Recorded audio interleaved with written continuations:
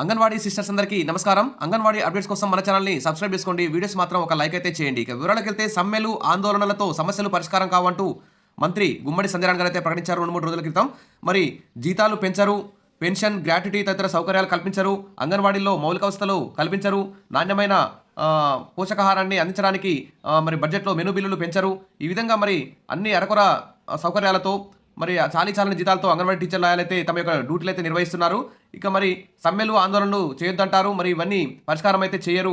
మరి ఏం చేయాలని చెప్పేసి అంగన్వాడీ టీచర్లు అయితే ఆందోళనలో ఉన్నారు. మొత్తానికైతే తెలుగు రాష్ట్రాల్లో అంగన్వాడీ టీచర్లు అయితే కొంచెం జీతాల పెంపుపై అసంతృప్తితో ఉన్నారు. ఖచ్చితంగా ఈ అసెంబ్లీ సమావేశాల్లో 2 తెలుగు రాష్ట్రాల్లోనూ మరియు ఏపీలోనూ మరి అంగన్వాడీ టీచర్ల ఆయాల జీతాలు పెంచితే బడ్జెట్ కేటాయిస్తే మంచిగుంటుంది. ఇక్కడ చూస్తే ప్రతిరోజు ఎక్కడో ఒక చోట అంగన్వాడీ టీచర్ల ఆయాల ధర్నాలు అయితే మనకు కనిపిస్తూనే ఉన్నాయి.